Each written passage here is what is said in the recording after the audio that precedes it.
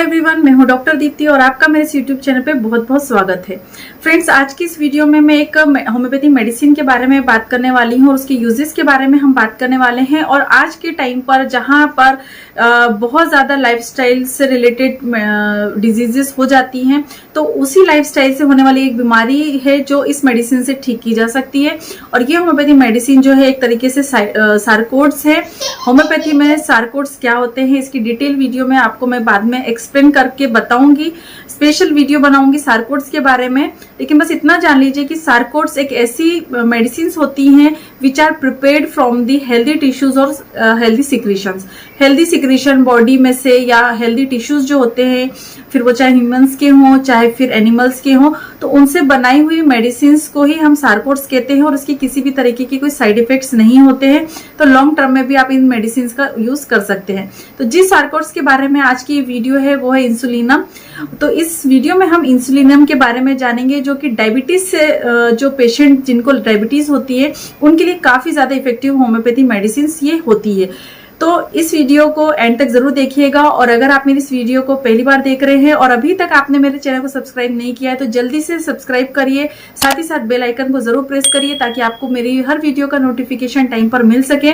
साथ ही साथ मेरे दूसरे channel doctor Deepti homeo shorts को भी जरूर सब्सक्राइब करिए, जहां पर मैं सिर्फ 1 मिनट की वीडियो बनाती हूँ, हेल्थ रिलेटेड वीडियो होती है और काफी ज्यादा अच्छे उसमें मैं वीडियोस में आपको होम्योपैथी मेडिसिन क्या है और स्पेशली जो कमेंट्स आपके होते हैं जिनके रिप्लाई मैं नहीं दे पाती हूँ, तो उससे रिलेटेड वीडियोस भी मैं उसी चैनल पे डालने वाली हूँ। तो उससे भी जल्दी से सब्सक्राइब जरूर करिए और अगर ये वीडियो अच्छी लगती है तो लाइक करना बिल्कुल मत भूलिए। तो चलिए आगे बढ़ते हैं और जानते हैं सबसे पहले कि इंसुलिन क्या होता है और उसका आपकी बॉडी पर क्या इफेक्ट होता है और वो क्यों जरूरी होता है।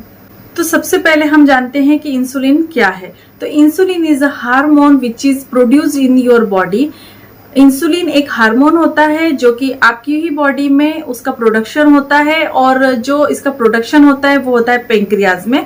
Pancreas is a gland which is located just behind the your stomach. आपके स्टमक के जस्ट पीछे ही एक ग्लैंड होती है जिसे हम पेंक्रियाज कहते हैं, जहां पर इंसुलिन का प्रोडक्शन होता है। इंसुलिन हमारे डायबिटीज के जो पेशेंट है उसके लिए बहुत ज्यादा जरूरी है, लेकिन नॉर्मल ह्यूमन बीइंग में भी ये बहुत ज्यादा जरूरी होता है, क्योंकि इंसुलिन जो है आपकी बॉडी में जो ग्लूकोज होता है उसको यूटिलाइज करता है for energy. Insulin allows your body to use the insulin और ग्लूकोज फॉर द एनर्जी। तो इंसुलिन ही एक ऐसी चीज होती है जो आपके ग्लूकोज से को आपकी बॉडी में यूज करता है एनर्जी के लिए। तो इंसुलिन बहुत ज्यादा जरूरी होता है, और अगर इंसुलिन नहीं होगा तो आपकी ग्लूकोज को एनर्जी में कन्वर्ट नहीं होगा। अगर इंसुलिन नहीं होगा, उसका ठीक तरीके से प्रोडक्शन नहीं होगा पेंक्रियाज में, तो आपकी बॉडी में ग्लूकोज की मात्रा जो होती है वो काफी ज्यादा बढ़ जाती है। आपके जो ब्लड होता है उसमें ग्लूकोज की मात्रा बढ़ जाएगी, आपके जो यूरिन होती है उसमें भी ग्लूकोज की मात्रा बढ़ जाएगी। और अगर आपकी शुगर जो है आपके ब्लड में या आपकी यूरिन में बढ़ जाती है, नॉर्मल रेंज से भी ऊपर हो जाती है, तो उसी कंडीशन को हम कहते हैं कि डायबिटिक है ये पेशेंट, जहां पर टेस्ट में आपको पता चलता है कि आपका शुगर लेवल जो है काफी ज्यादा बड़ा है, और इसी कंडीशन को हम डायबिटीज कहते हैं। तो इस तरीके से इंसुलिन जो है काफी ज्यादा जरूरी होता है आपकी बॉडी में आपके ग्लूकोज को यूटिलाइज करके एनर्जी में कन्वर्ट करने के लिए।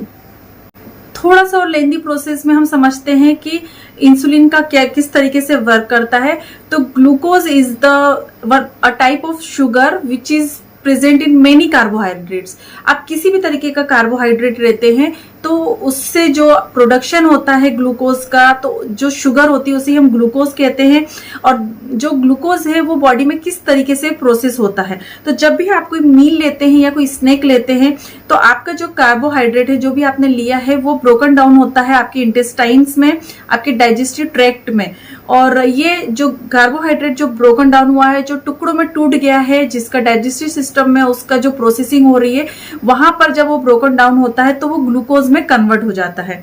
और जब वो ग्लूकोज में कन्वर्ट होता है तो यही ग्लूकोज जो है आपके ब्लड स्ट्रीम में एब्जॉर्ब्ड होता है through out the lining of the small intestine. तो आपकी जो स्मॉल इंटेस्टाइन होती है उसमें कुछ लाइनिंग्स होती हैं जिसमें कि एब्जॉर्ब हो रहा है शुगर जो है आपका, या ग्लूकोज जो है वो एब्जॉर्ब होता है और आपके पूरे ब्लड स्ट्रीम में, आपके पूरे ब्लड में ये स्प्रेड हो जाता है। और जैसे ही आपका शुगर या ग्लूकोज आपके ब्लड में आ जाता है, उसी समय आपका जो इंसुलिन होता है, जो कि जिसका निर्माण या जिसका प्रोडक्शन जो आपके पैंक्रियाज में ग्लैंड में हो रहा है, वो पूरे बॉडी की सेल्स में सिग्नल्स भेजता है ताकि ये जो भी शुगर है उसको एब्जॉर्ब करके उसको एनर्जी में कन्वर्ट किया जाए। तो जब आप चलते हैं, जैसे आपने कभी सुना होगा कि जैसे आप कोई स्नैक वगैरह नहीं ले रहे हैं, आपने फास्टिंग रखी हुई है, तो आपकी बॉडी बहुत ज्यादा थकी हुई लगती है।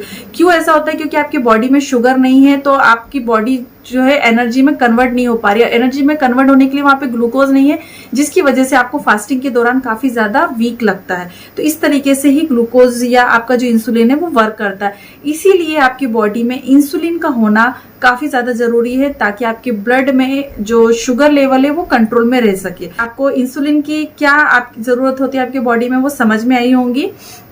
अब हम बात कर लेते हैं होम्योपैथिक मेडिसिन के बारे में, इंसुलिनम के बारे में। तो इंसुलिनम को हम लोअर पोटेंसी में भी ले सकते हैं और हायर पोटेंसी में भी ले सकते हैं। ये 3x में भी आता है, ये 10x में भी आता है, ये 6x में भी आता है, 30 पावर में भी है, 200 में भी है। तो इस तरीके से इसकी डोजेज जो है बढ़ती चली जाती है। हायर पोटेंसी में भी हम ले सकते हैं, जहां पर टाइचुरेशन में आपको टेबलेट फॉर्म में मेडिसिन मिलती है। तो जैसे कि मैंने बताया इंसुलिनम का काम क्या है, तो इसी तरीके से मेन इंडिकेशन जो है इस होम्योपैथी मेडिसिन का वो है आपका डायबिटीज। डायबिटीज की कंडीशन में ये मेडिसिन का उपयोग किया जाता है, जहां पर पेशेंट को टाइप 2 मेडिसिन होती है। अब टाइप 1 2 टाइप की डायबिटीज होती है mostly, type 1 and type 2। Type 1 diabetes जो होती है या उसके जो टाइप्स हैं उसके बारे में भी हम दूसरी वीडियो में समझेंगे, नहीं तो ये वीडियो बहुत ज्यादा लंबी हो जाएगी। बस इतना समझ लीजिए कि टाइप 1 जो डायबिटीज होती है वो ऑटो इम्यून डिजीज की तरह काम करती है। आपकी बॉडी में ही जो इंसुलिन होता है वो ठीक तरीके से नहीं बन रहा है या वो बन ही नहीं पाता है। तो टाइप 1 जो होती है ये बचपन से ही या बहुत कम एज से ही पेशेंट में देखने को मिल जाती है। बहुत कम उम्र में ही पेशेंट जो है वो डायबिटिक होता है। और टाइप 2 जो है वो ऐसी कंडीशन में होती है जब इंसुलिन आपकी बॉडी में रेसिस्टेंट हो जाता है, जहां पर बहुत ज्यादा मात्रा में इंसुलिन की जरूरत पड़ जाती है। स्पेशली लाइफस्टाइल जब आपकी बहुत ज्यादा हैम्पर है, ठीक तरीके से आपकी लाइफस्टाइल नॉर्मल नहीं है, बैलेंस्ड नहीं है, तो वैसी कंडीशन में टाइप 2 डायबिटीज होती है, जहां पर इंसुलिन तो बन रहा है, अच्छी खासे चीजों में बन रहा है, लेकिन आपकी लाइफस्टाइल ऐसी है कि वहां पर आपकी बॉडी उसको ठीक तरीके से यूटिलाइज नहीं कर पा रही है, या आपकी बॉडी में बहुत ज्यादा मात्रा या डिमांडिंग जो है इंसुलिन की वो बढ़ गई है। तो इस तरीके से काइंड ऑफ आप समझ सकते हैं टाइप 1 टाइप 2 को।